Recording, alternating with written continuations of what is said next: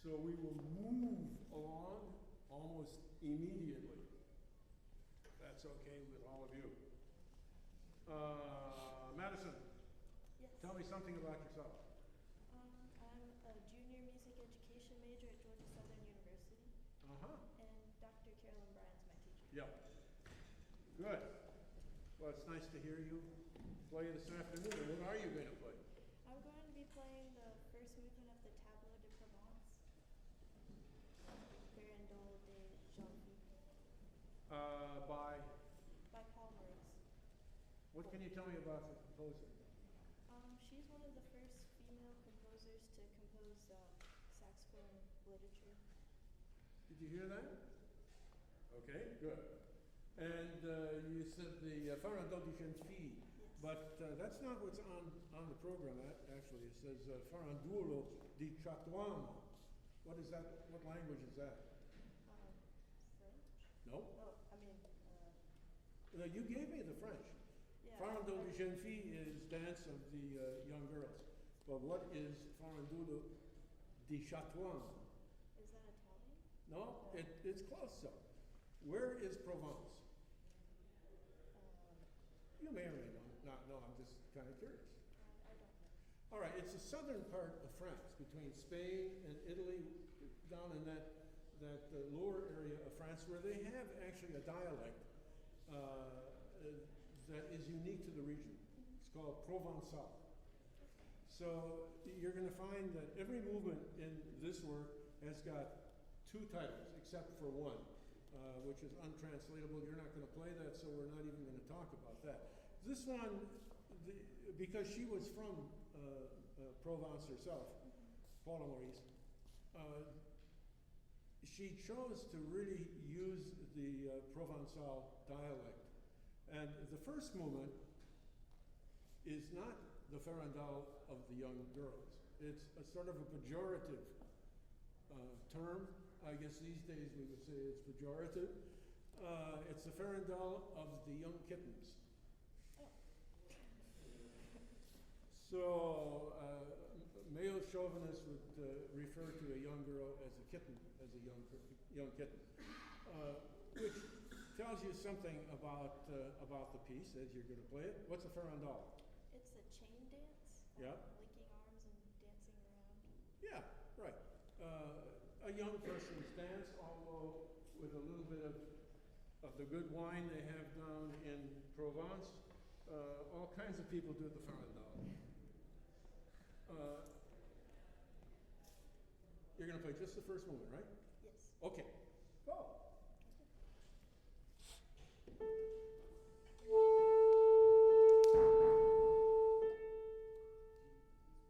Good.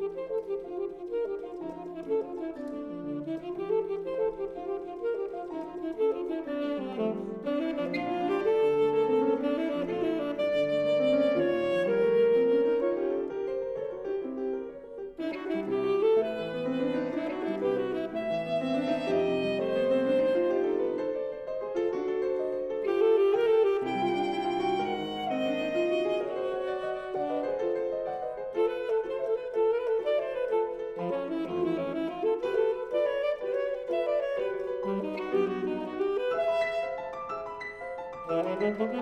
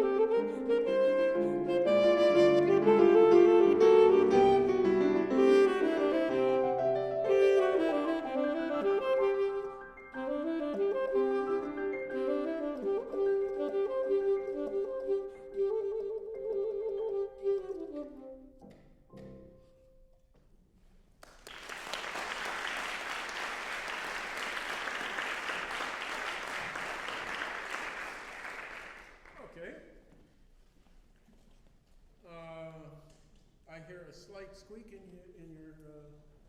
your reed. It's probably not a Hemke reed, right? See, if you had used the Hemke reed, it wouldn't squeak. Hemke reeds never squeak. All right, let me have your horn, please. Right. Okay. So what we're going to do is just make it a little bit harder by moving the tip of the reed above the tip of the mouthpiece, just a teensy bit. And although we're not going to get into that, reeds, that is, reeds are peculiar and particular to every single performer.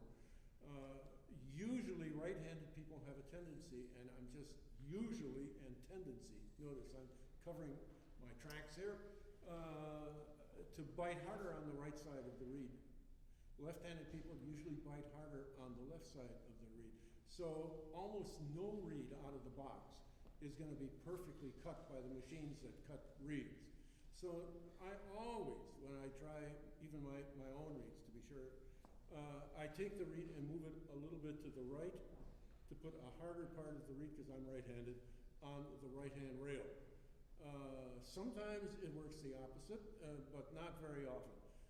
So I don't know if you're right or left-handed. Right-handed. You're right-handed. I probably could move this a little bit to the right for her also, and that might help matters a wee bit. I'll give it a try. As long as part of the reed is on the rail, it'll work fine for you. If you move off the rail, obviously it's not going to vibrate at all. But that's a separate lecture on reeds, and I'm not going to give that today. Just play me an F sharp with the octave. See, so maybe it's going to work a little harder for you. Maybe I moved it too much to the left, to the right. So I'll just move it back. Try again. And I may have put it too high for her. Okay, now give me an A. And play your lower one. Okay, we're pretty good. The next thing I'm going to try to do with you, and haven't done any of this at all today, I'm going to try and have you change something. You've got the A concert in your mind? Okay? One thing that we're going to keep it there. Let go. I've got it. All right. Now you notice her neck strap, the intent of the neck strap is to hold the instrument so it'll come into her mouth. Right now, it's coming into her chin. So what it means is that she's having to go down a little bit in order to get at the mouthpiece and read. Take your neck strap and move it up just a little bit. When the horn hangs naturally, you don't want it going into your nose either, but when it hangs naturally, it should come right into your mouth. Take a little bit more.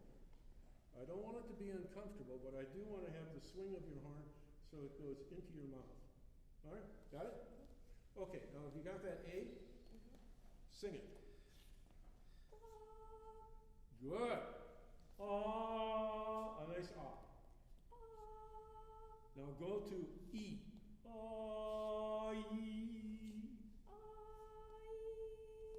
What happens in your mouth in order to have that occur? It opens. Yeah, but what happens physically? My mouth opens wider. No, it's not your mouth that opens wider, but there is an organ inside the mouth that changes. It's my throat. Yeah, your throat. And what is the organ inside of your mouth? My tongue. Your tongue. Right. So all of you are going to sing ah for me. Ah, E. What happens to the back of your tongue when you move from ah to E? Forward and up. Right. You're playing an awful lot with E position. Now this is I'm not your teacher, and you can forget about all of this when you leave the room. But for now, we're going to try to change that a little bit so that you get the back of your tongue. If this is the top of your mouth, you're very close in the back of your tongue to the roof of your mouth. And I want you to go ah, E, ah, E, ah. Play for me a G. Easier. And see if you can now physically, don't even blow the horn, but put the horn in your mouth and just go from your E sound to an ah. Think ah. Playing it. Ah. Ah. Make it much more ah. There you go. Now give me a low G. It's a better note to work on. No. Ah, ah. Right. That's it. Now tell me, what does that feel like? Open. Open, yeah. So the problem that I have in working with you right here is that your sound goes about as far as that railing there. And what we need to do is have you get your sound in the back of the hall. Two things complicated. One, your reed was a little bit soft, and two, you didn't have a position of your tongue that would allow the air to flow out so that it could reach the back of the hall. So let me hear you play a G again, both lower and upper octave, and just sing it as ah. Go ahead.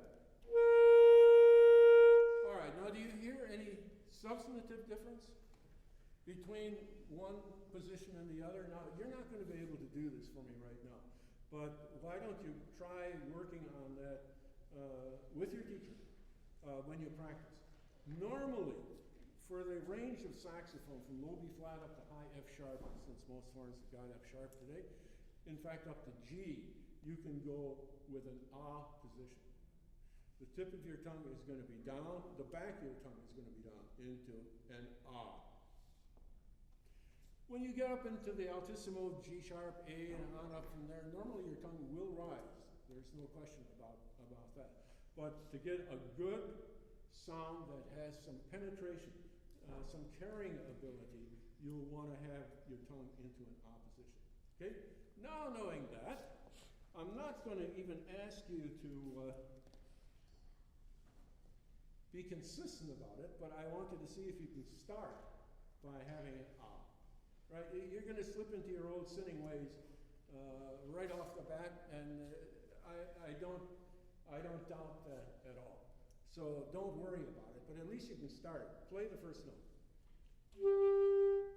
Do it again, and think of placing your sound now right at the very back of the hall. It doesn't mean you have to blow louder. It means that you have to have more ah instead of e, ah. Okay, now blow the E and hold it. Good. Now I'm going to embarrass you by reaching around and move closer to the music so the old man can see it. Thank you. Okay, go ahead and play the E and don't do anything but think about playing that E with that tongue in an ah position.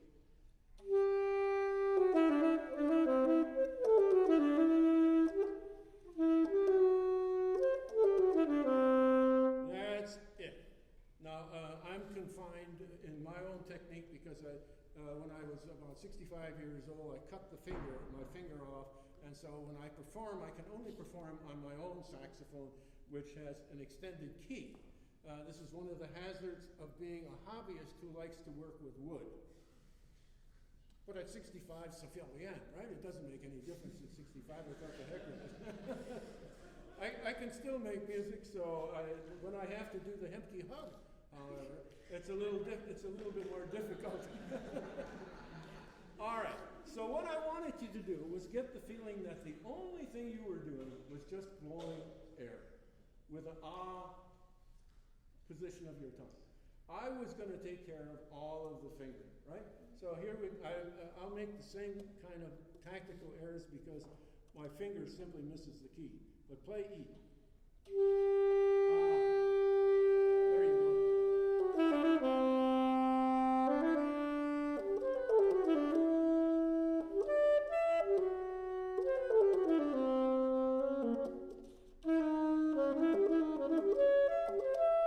Good. Okay. Now tell me, how does that feel? Got the horn? Okay. How does it feel? The hug or the... No. Oh.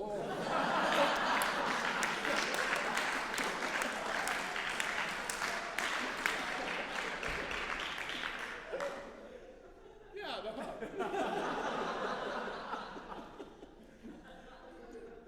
Okay. All right, Madison. I felt more resonant than I was before. Definitely. Yeah. Were you uncomfortable with that?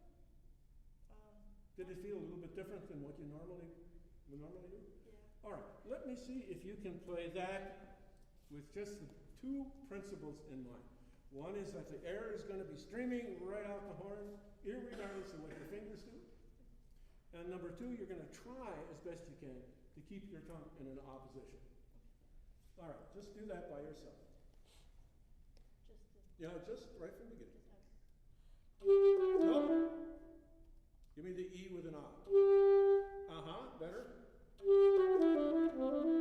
Blow. Keep blowing. I want air out there. Keep blowing. Keep blowing. Crescendo. Crescendo. Now a little bit louder. Got it. Okay, already it to me sounds much better. Now I'm going to force the issue. Are you ready? Sure. 1, 2, 1.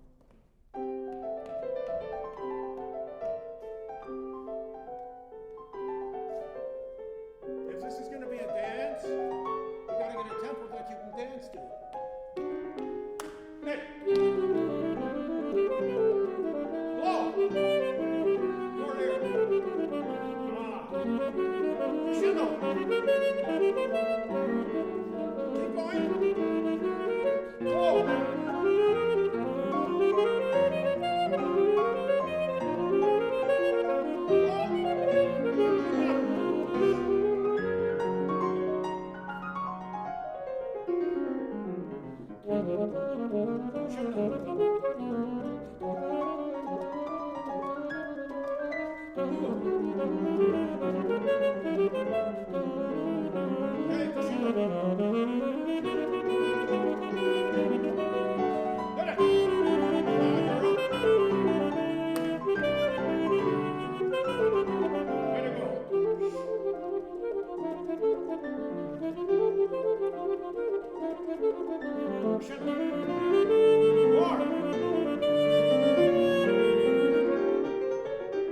Crescendo.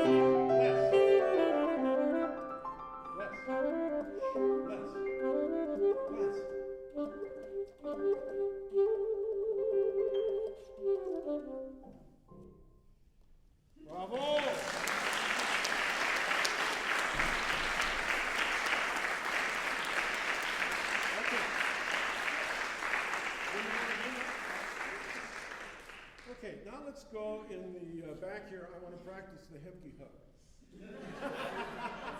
Thank you very much, Madison. I think we'll just move on. We're done. Any questions? Okay. Any questions from you birds? No? Thank you, Madison.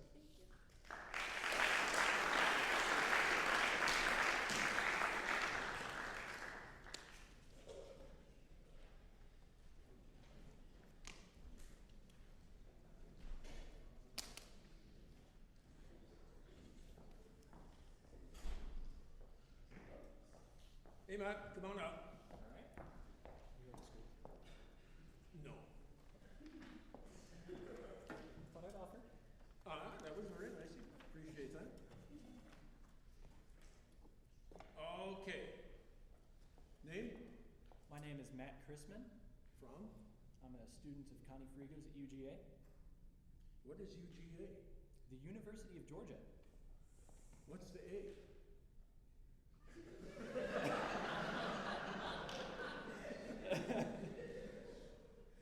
You know, maybe we need to change our state.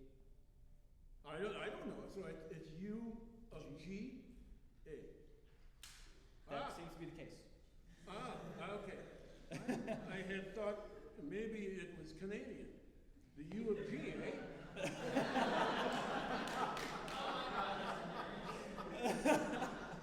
Okay. What are you going to play today? I'm going to play Movement 2 of the Dahl Concerto for alto saxophone. Movement 2. Movement 2. Really movement 2 or movement 1.5? Are you starting at the Pasacaya? I'm starting the Passacaglia. Okay, that's good. That is movement 2. That's fine. You're not playing the recitative? No. Why not? That's the hardest part to play. I didn't want to. This is an explanation. I can certainly understand that. Okay, who is Ingolf Dahl? Ingolf Dahl is an American composer. Was he born here? No. Where was he born? Europe. Good. We consider this work American, though, don't know me. I certainly do. Absolutely.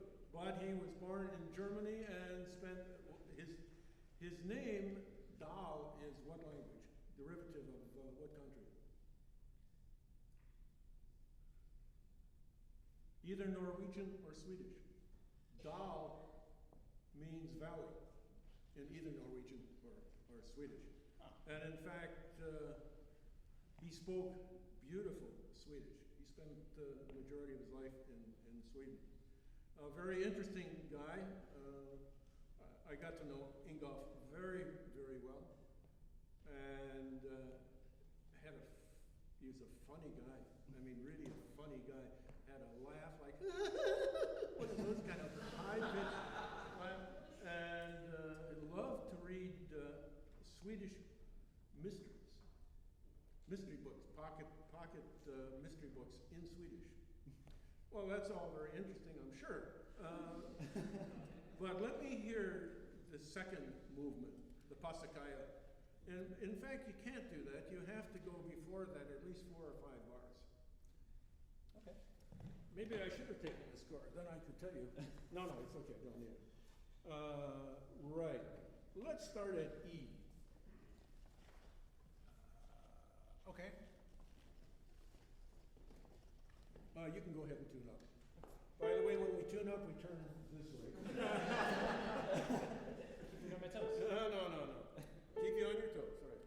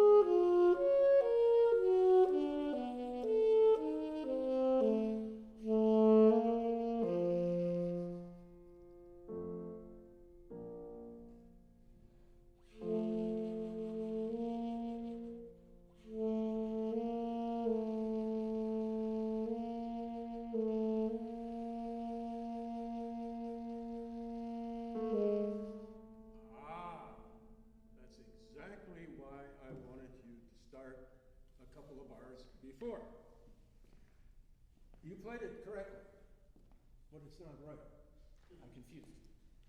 Don't be confused, just be attentive. This is a misprint.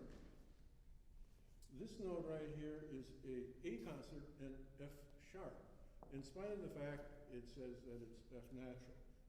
It should be a unison pitch with the piano. He's playing an A natural and you're playing an A flat concert. So just mark it in. You played exactly what was written, but it's a misprint. Okay, now the other thing is, before the 9/4, 1, 2, 3 bars, you're going to hear in the band. Whenever I work with this piece, I hear the wind sounds, not the piano sounds. So I hear a tuba playing a B flat, A, and just play the.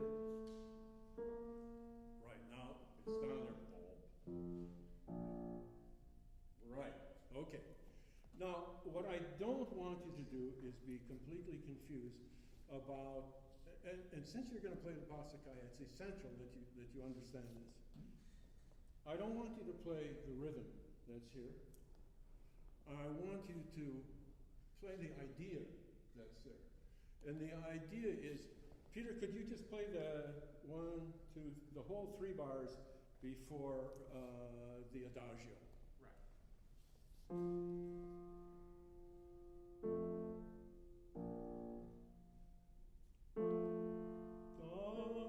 That's it.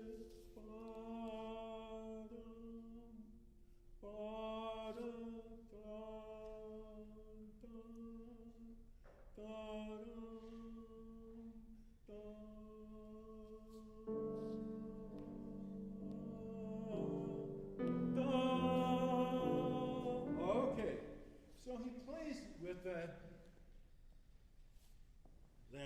pitch of A to G, A to G, A to G, A to G, and then he goes back to the A concert, and the French horn picks up where you play your A. Oftentimes when I play it with piano, I just hold the F sharp here a little bit longer because the decay of sound on the piano is so quickly, we lose sight of what happens to the melody. And the glorious thing that happens is that after all that A, B flat, A, B flat, A, B flat, A, B flat, A, B natural. And it's the B natural, that G sharp, that sets off the entire Pasacaya. What is a Pasacaya? It's a type of work. It's a rolling, even, rhythmic structure. Oh. What's a Pasacaya? This is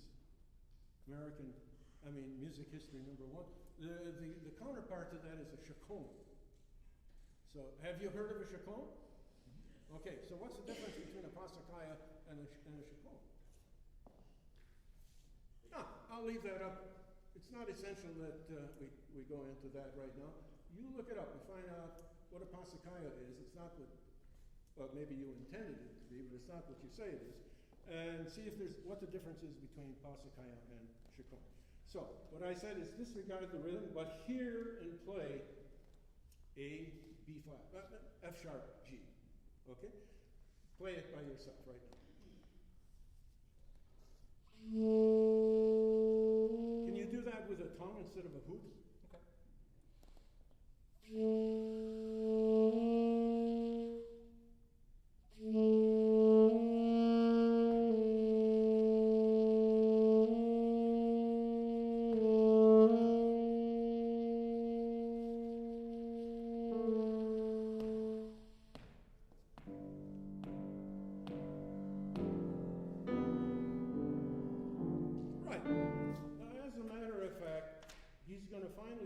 Same thing, go on right now to letter K. 1, 2, 3 bars, the 4/4 before letter K. Okay, we'll start on the second beat of that bar. It's at the 4/4. At the 4, Yeah, except he's not going to play the first note. And you're going to hear what we just played, except this time he gives us the resolution into the B concept.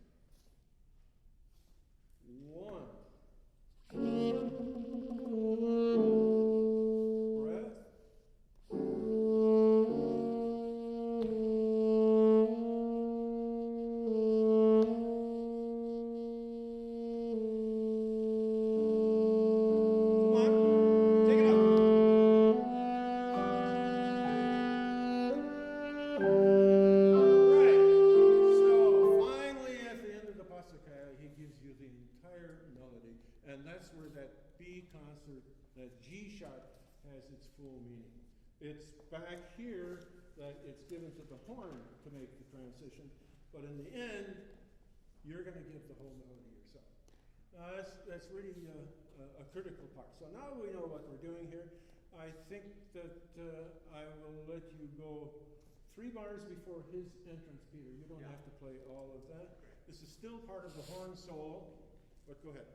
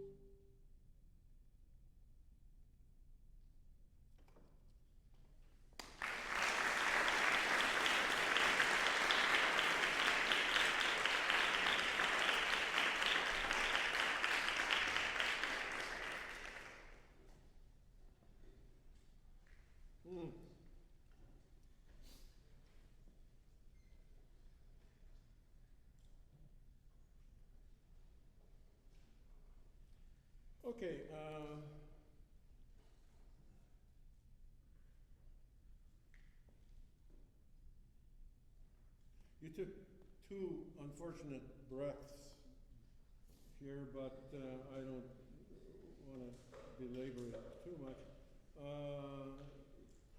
Let's just have you start here, which would be before K. 1, 2, 3, 4, 5. 1 minute? Oh, mon Dieu. Sorry. Okay.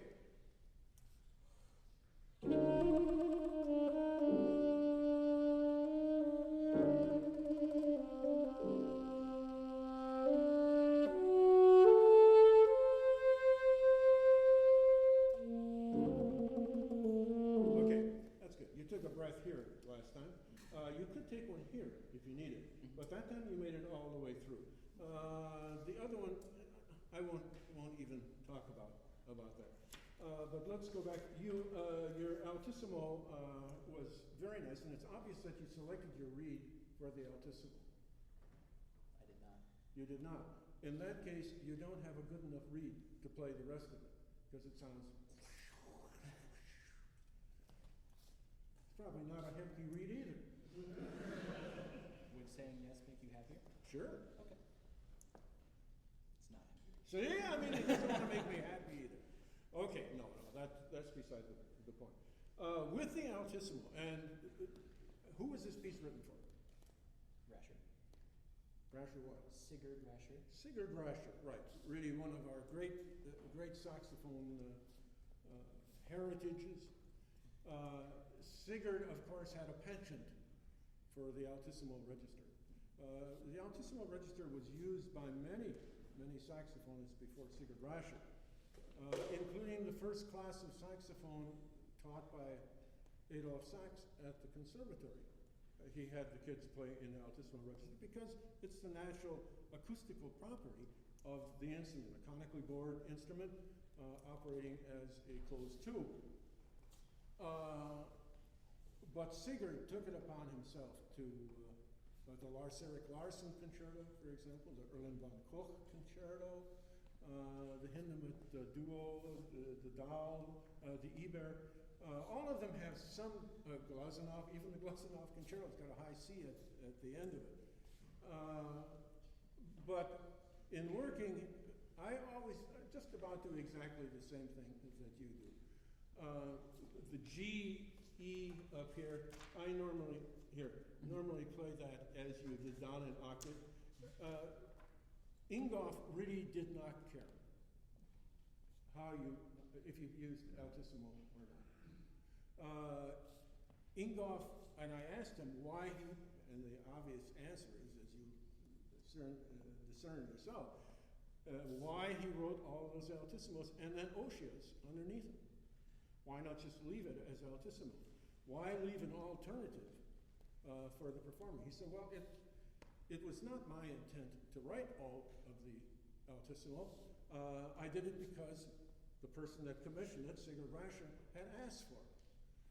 So it made no difference to him if you use the altissimo or the ossia. But because in this day of age we can use altissimo, and all of us that play have learned how to use the altissimo register, you can use it, I think, tastefully in those sections where it demands it. It's that the section that you play down an octave, the G, F sharp, does work fine going up to the high E, an octave higher, but it's dangerous.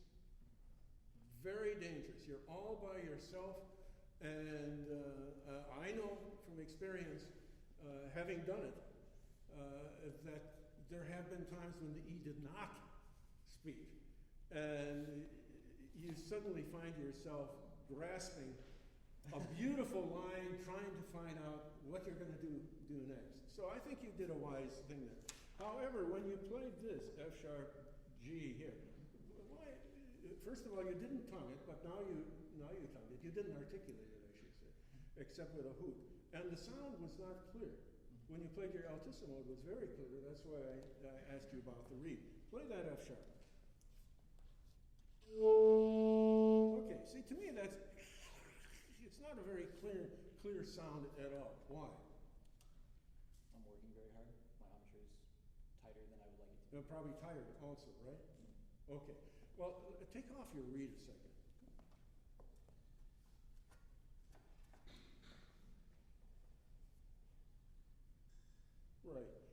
Okay, you can't all see this, but this is true of every reed, that after you play a reed a certain amount of time, after all, what is the purpose of cane? If you've ever seen, maybe you've never seen it, but all of the cane that we use either comes from Argentina, but the majority of it, or Italy, but the majority of it comes from southern France. And these are huge plants in a relatively semi-arid area. So, and they're always along stream beds. So, I mean, my reeds, Van Doren reeds, just about all the reeds get their cane from central distributors who come from the southern part of France, or some of them from the northern part of Italy, but almost all from France. And it's the purpose of it, the graining on the reed is very wide. The tubules are very big. The purpose is to take water from the creek up to the top leaves, and very quickly, so the thing doesn't dry out. Now, what happens to the reed is you can see it. You see the shape of the window of your mouthpiece in there? Mm-hmm. All right. Also, if you take your finger and just rub it very lightly, what do you feel? A little bump, just right at the beginning of the window. Yes. Yeah? Okay. So the reed has swelled here in the middle and also onto the outsides. And how does the reed vibrate? It vibrates across the tip and the two side rails. So if one side rail happens to expand because of the moisture a little bit more than the other side, it's going to get that kind of a sound you have. I don't have a reed knife with me, but nor sandpaper or anything, I'll improvise. But you could make this reed last a good deal longer if you would not putz around with the tip, but try and take off this bump in here. I'll just try and use a stand. And I am not using any of this on the tip of the reed, that would ruin it. And I'm not getting off an awful lot, but I'm getting off some. Now, I often will take a pencil and just make a mark across that area of the window, and then sand lightly. Don't sand the tip. Keep the tip over your sandpaper, but just sand it lightly until the pencil mark disappears. Normally what you'll see is the pencil mark will remain on the outside edges, but it will disappear in the middle. If you can make the reed perfectly flat, it'll be just about as good as new. In my own studio, I know that my own students harass me because I have one reed that I've used probably for 3-4 years. You just pick up the reed and play and then put it back down again. And that's because I keep the back of the reed perfectly flat at all times.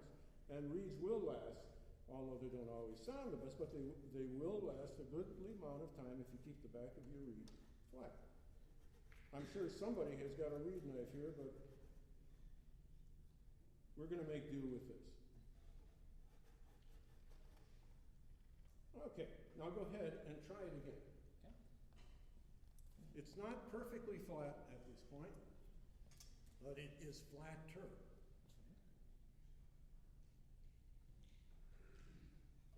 Play the F sharp. Better, huh? Mm-hmm. Yeah. So always keep the back of your reed flat. Do you keep it in any kind of a container? I do. Yeah, that's good, because they need to dry out and equally. Let me hear you play this once again. No.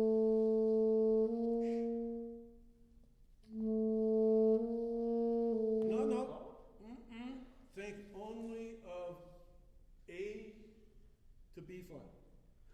Don't think eighth note, eighth note, eighth note. It's eighth note, then quarter note, quarter note. 2 eighths, after all, make a quarter, just like this one.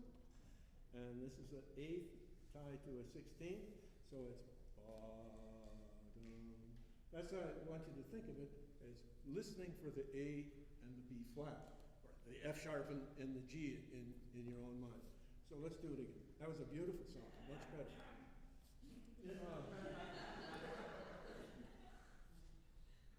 Do it again, a little faster.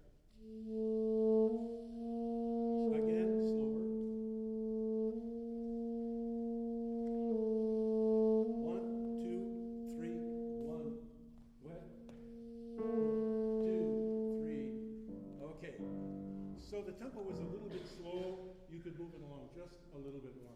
And I'm sorry, that's all the time we had. You've got a good start. Thank you very much.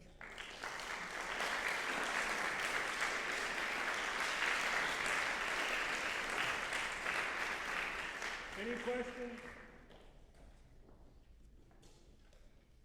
No? This is the most erudite audience I've ever worked with. You guys know everything. All right. Brandon. Yes, sir. Come along. It's good to meet you. I have the score. I know it. I figured. But maybe I'll use it in case I want to point out a number or something. Sure. What are you playing? Days and Club, we're going to do the whole thing if you Yep. have time. We'll make that. All right. Let me just introduce you first of all, or you introduce yourself. Yeah, my name is Brandon Quarles. I'm a senior at the University of Georgia. Right. And your teacher is? Connie Friedman. Okay. Good. And today you're going to play? The Prelude Cadence et Finale by Alfred Days and Club. Right. And I'm going to make just a brief statement before I let you go. Peter and I are going to make a brief statement. You people in the class here might recall that yesterday afternoon, when we were talking about Alfred Desanclos, mentioned that he had written a requiem. And I had mentioned that it had been given in the United States with a false author, a false composer, and it was eventually discovered that the work, the requiem, verbatim, every note for every note, had been produced in the United States under a different name other than Alfred Desanclos. I couldn't remember the fellow who did the plagiarism, but Peter sort of remembered half of it, and both of us went last night and looked it up and went a little bit further. As a matter of fact, that tragic incident happened here in Atlanta. That was interesting. And the name of the fellow that did the dastardly act was? Tristan Poisson. Tristan Poisson, who Peter knew. Well, indirectly. Well, indirectly, correct, yeah, correct. So here is, and that's exactly what happened. Tristan Poisson used the Capitol Hill Choir in a production of Requiem by Tristan Poisson, but it wasn't Tristan Poisson who wrote it. It was Alfred Desanclos. But it was interesting, almost ironic, that it happened right here in Atlanta in what? 2001, something like that? That was when it was discovered. That was discovered. Actually, the premiere was in 1999. 1999. So it wasn't that long ago. And I think the guy thought he could get away with it because Alfred Desanclos is not a well-known, was not then either a well-known composer. But this is an excellent work. And regardless, he was not a prolific composer, but what he wrote very, very well. But I had to just share that with you. The story is, Peter has, because he knows of the incident, he remembered that it occurred, and Peter has an interesting background on the whole thing. But I'll let you speak to him sometime, you people here at Georgia State, if you'd like to know more about it. Now I want to hear you play.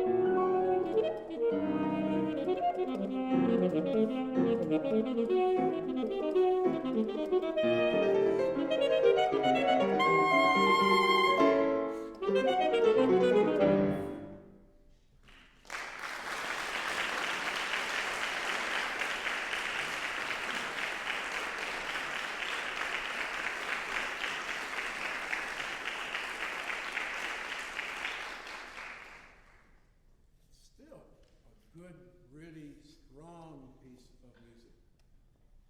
Even with all of the saxophone literature that we have today, this is one of the better pieces that has come out of the French school. Who played it yesterday? Who was it? Right there. Oh, Reese, right. Okay, and what was one of the first things I mentioned, Reese? The arpeggio at the beginning. Right. Okay. In the very beginning, Brandon, you need to think of the G concert that comes in the piano as being either the first note of your arpeggio or the last note. And right now, I made a sideward note over here to the kids in the front row. You got a hold. Can you conceive of the piano G's as being part of the arpeggio? Yes. Let's do that.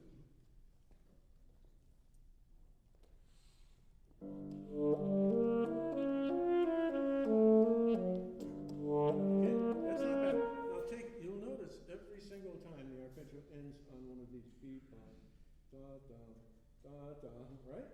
So take your time on it leading into it. You're going to end theoretically your arpeggio, and then and then give it right back to the piano, right back to the G. Good.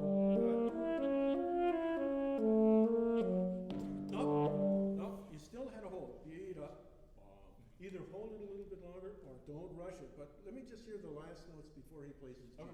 Bom, dum, bom. That's what I want to hear.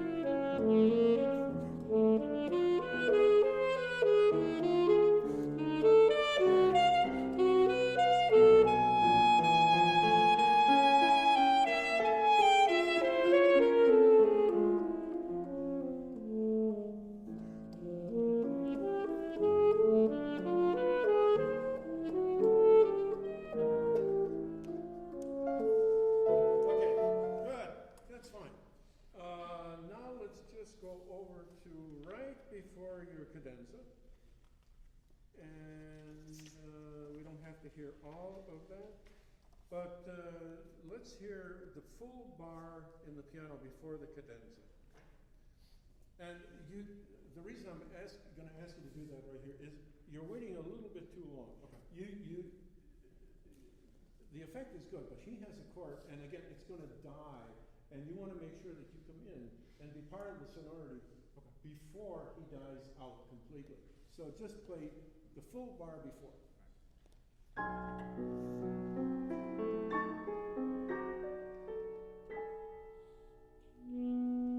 may have been a little bit too soon. Okay. Just listen to it. Can you find his pitch in there? Play the right, it's there. So if you gear your ear for that, as that dies off and take over from him, you'll hear it.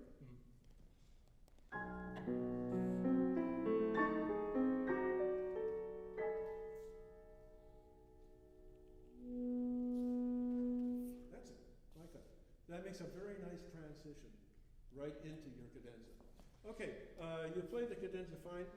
You took cadenza-like freedoms. I wouldn't play it exactly that way, but don't be. That's your prerogative.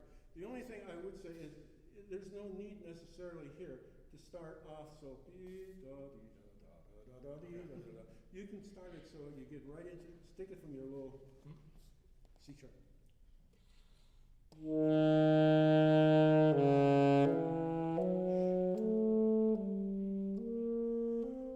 No. All right, do it without a breath. Okay.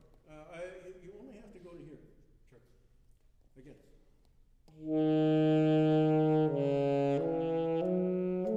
Now lead it in.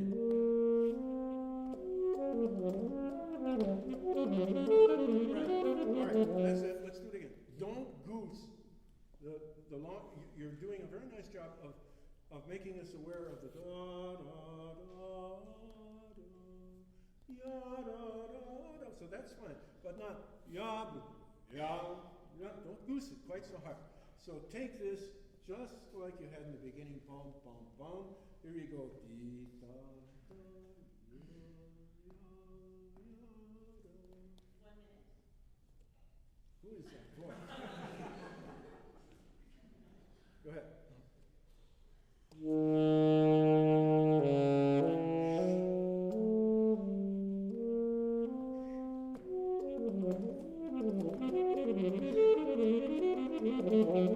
Now a little bit poco forte.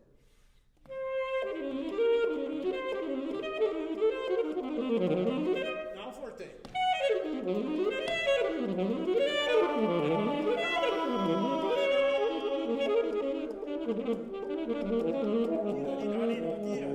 Yeah, changes from 30 seconds to 16th notes, so slow it down. It's a built-in rhythmical retard. That's fine. You're going to be able to do that fine.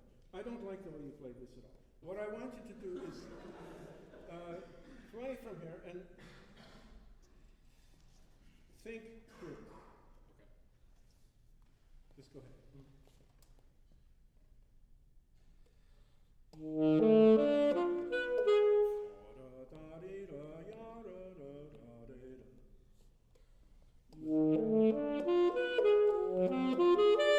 Don't rush.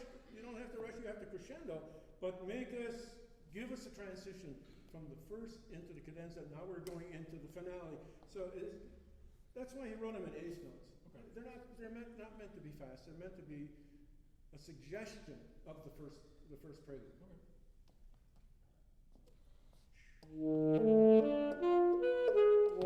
Crescendo. Got it. That's exactly right. Your transition here, you found your entrance fine. He found his entrance was fine. So that was not any kind of a problem. Up here, where does it say that we are now after the piano has two bars, and then there's the fermata. Yes. Yeah, you know. Okay. Right. Where does it say that there's a change of tempo here? Oh, there's not one. Well, so you took artistic license? Yes. No. What are you going to do when you get to here? What does this tempo mean here? What is this? What does this retard come from? From what? From a slow tempo to an even slower tempo? Mm-mm. Listen to what the piano has. Doggone it, there are no numbers here. But if you go to the next tempo after that retard. This one? Yeah. Yeah. Yeah. Okay. So just play a little bit there. 30 seconds. Okay. All right. Now, regardless of pitch, play here while he's playing there.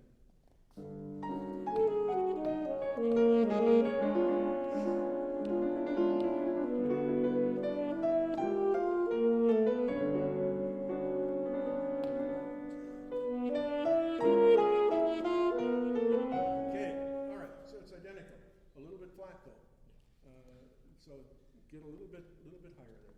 All right, let me hear now after the eighth note fermata.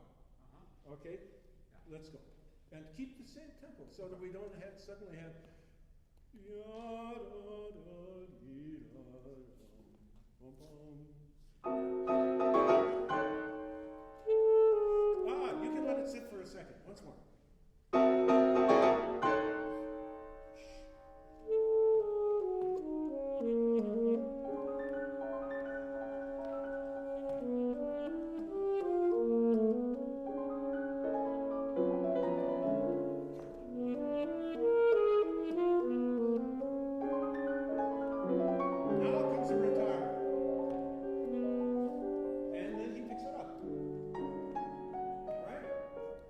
So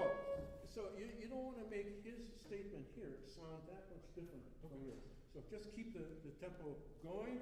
I know you've got to stop, but it was much better to have you play the whole thing because you played it very, very well. You got really excellent control and your sound, your arpeggios in particular, and the second one, which is always the difficult one, you played that just fine. You've got good technique. I've made note of that. Oh, just one thing, and that's all, and that's, I think, on page, yeah. Right. This you want to bring out just a little bit. Let's go to da da da da da da da da da da da da. Where it's in the piano? Yeah. Yeah. No, it starts on saxophone. It's just Yeah, off tempo. right. All right, right here. Yeah, go ahead.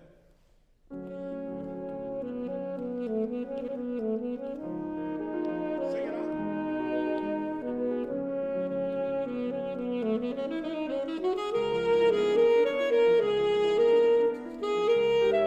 Now he's got it.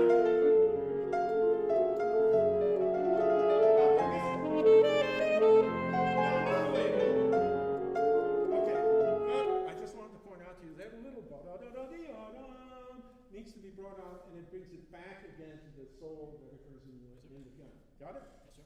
Okay, excellent. I know I'm out of time, so there's no problem in having you play anymore. You can talk to Reese about this little part of your cadenza right here, because it's let in. Right. And if you would listen to the bar before you play that, then you can play. All right? Everything else is fine. Thank you so much. Thank you so much. Yeah.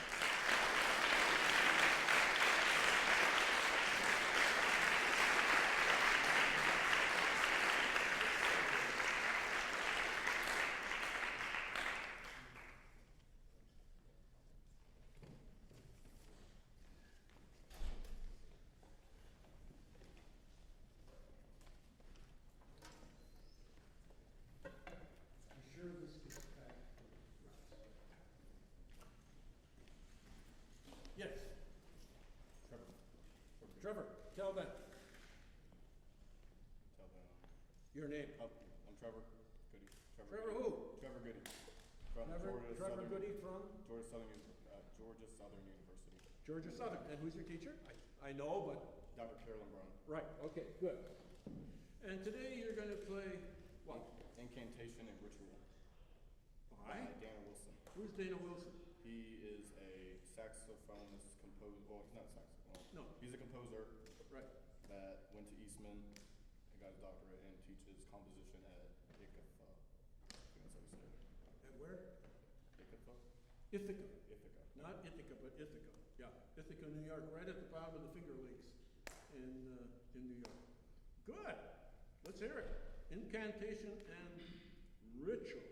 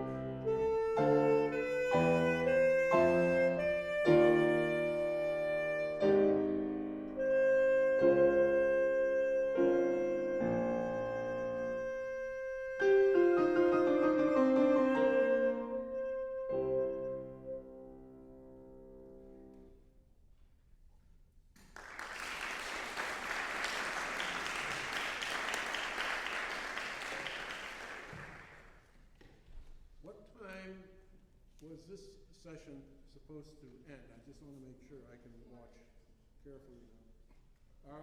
What time is the saxophone choir? 4 o'clock? 4:15. Okay, well, that gives me about 10 minutes. Unless the mighty hand of God comes from behind the screen again. I've always heard that pay no attention to that person behind the screen. Well, in this case, we have to. In this case, we have to. All right, Trevor. Let's get this thing set first of all. What is an incantation? It's like a spell or something, like sort of to do with, it has to do before a ritual. Well, in this case, it does. Okay, so what does it mean to you? I haven't thought about it like that. Well, now's the time. It's sort of,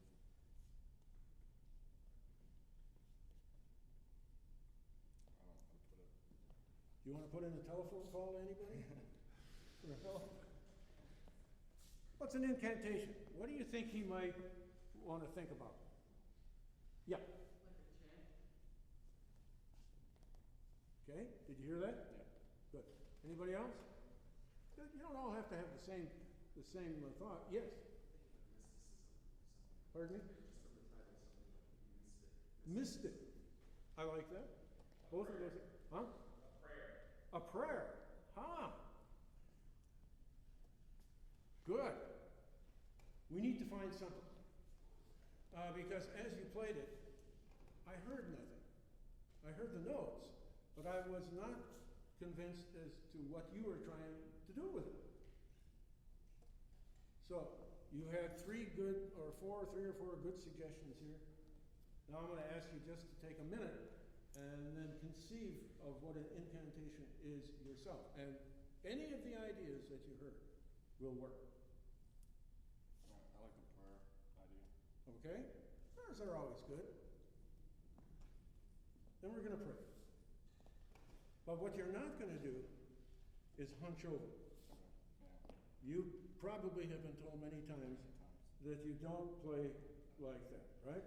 You get your back up straight, and you're proud of yourself, and you're proud of the music that you're going to be playing. So do not bend over.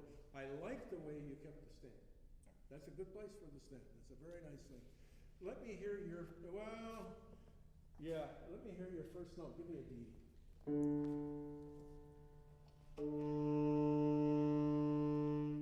Yeah, okay, play me a middle D. Play a C concert.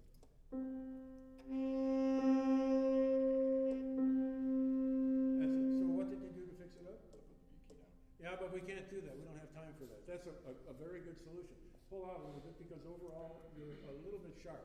Tend to be okay in the lower register. When you get into the upper register, it's not so good.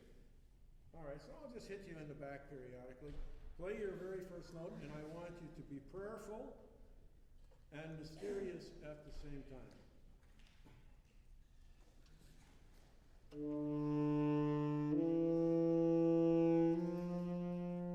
Good. Let's do it again. Go ahead and play vibrato.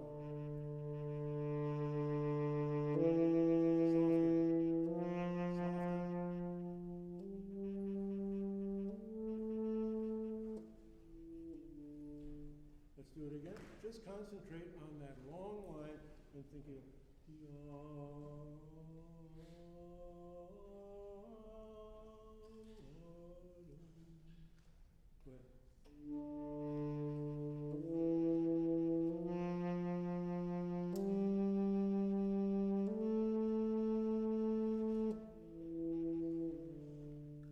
okay, let's go. I'm going to play a little bit. Just move a little bit closer.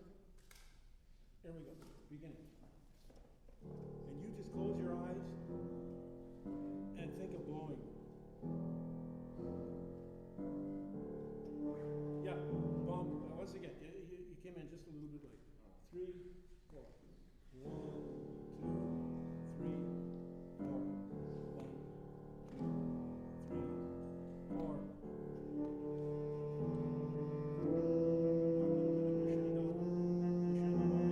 4.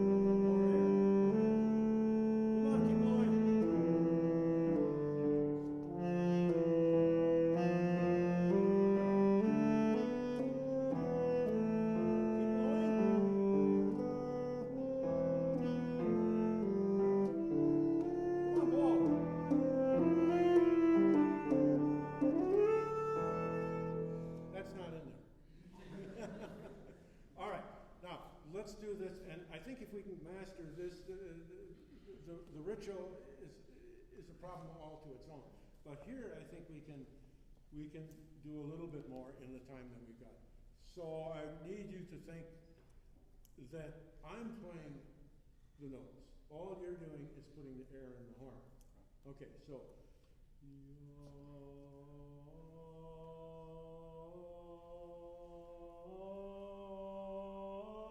Simple scale. Do it. Give me much bigger. Come on. Ah, you stop blowing air.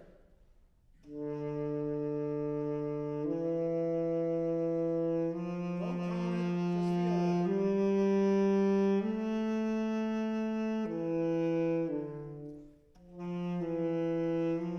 Crescendo. Yeah, not just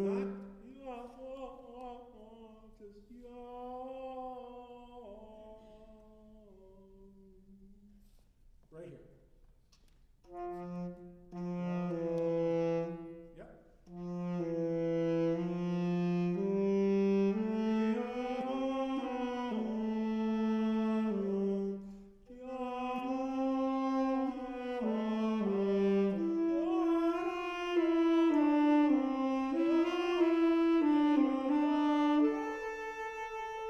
That's it. Good. Sing it. Like literally singing? Yeah. Okay. Try it. Don't be embarrassed. Nobody will hear you. Go ahead. Okay, give him a D.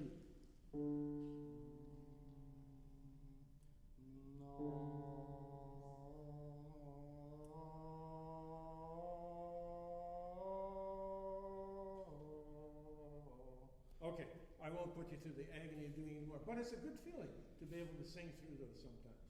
I would practice that with the piano. You can sit down and play the notes yourself, transpose them out, and you'll be all set. If that is your prayer, we need to work on it. Do you know what you're praying about? That I'm getting through it. That he's getting through it. Oh no, you don't have to pray about that. You're gonna do fine. Let's figure out something mysterious that you can pray about. Doesn't have to be religious necessarily. A prayer can be even to nature, for that matter, right?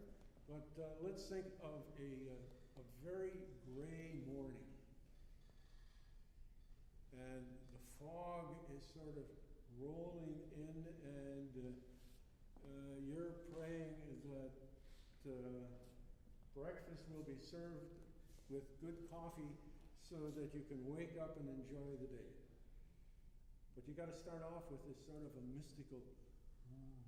In fact, from the beginning, listen to this. The fog is rolling around.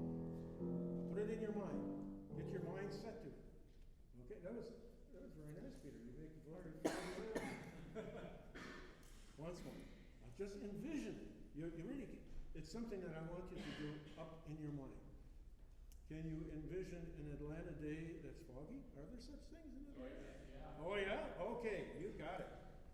Pray for good, hot, clear coffee.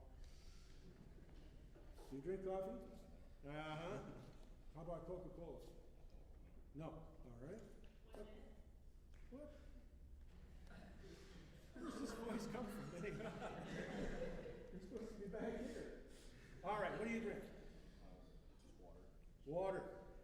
Cool, clear, crystal clear water that'll just evaporate all of that fog in front of you. That doesn't make any difference. You need to build something in your mind as to what you're trying to tell us. Because you play fine, but I don't know what you're talking about. And in order to make music for all of us, you got to have something in mind that you're trying to tell us. Can you do that? Yeah, I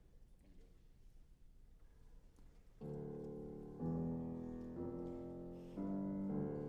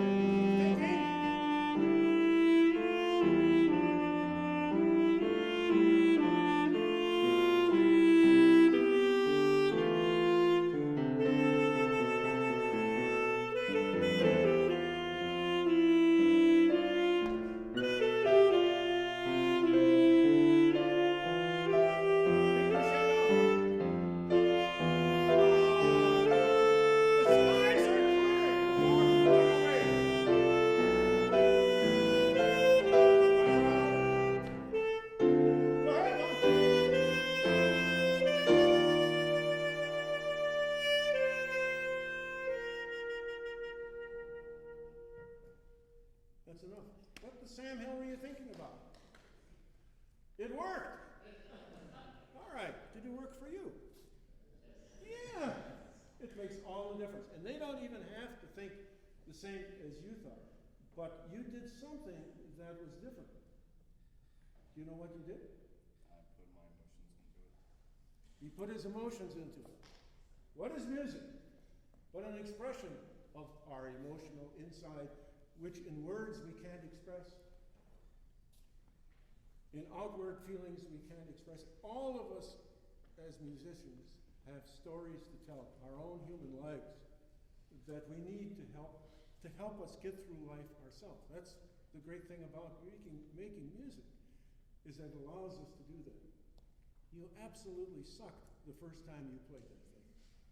This time, I began to figure out a little bit who in the world Trevor was, and it made a big difference. Trevor, thank you. Thank you.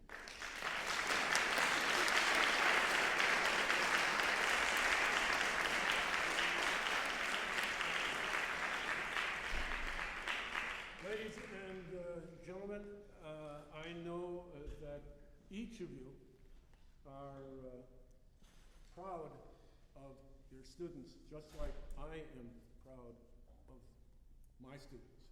As teachers, I think we thrive on that, seeing the success that our students make over the years through their lives, like Jan and Moss, and all of you other teachers as well. We have a profound duty to be able to bring those emotions that Trevor was hesitant to share and stand on a stage almost without the king without his clothes on and just say, here I am. Do you want to know who I am? I'm going to tell you, and then you figure out who you are. It's been a pleasure being with you at Georgia State and to hearing all of the fine performances I've heard. And especially I want to thank once again Peter Marshall, who is a fantastic musician.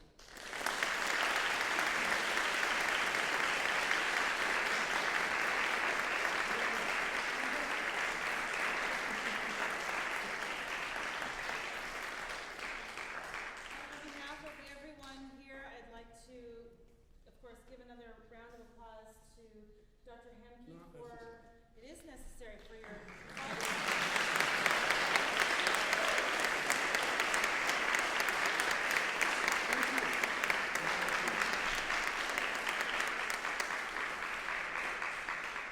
So what I would like to do at this point, because Dr. Hemke is actually flying back to Chicago this evening, and I know we would all love to have a big group picture with all of us.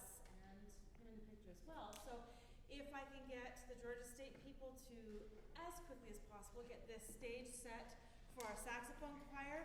Nobody else on stage until we get the chairs and stands set. And we're going to quickly get into our seats and get a picture with all of us in it before we start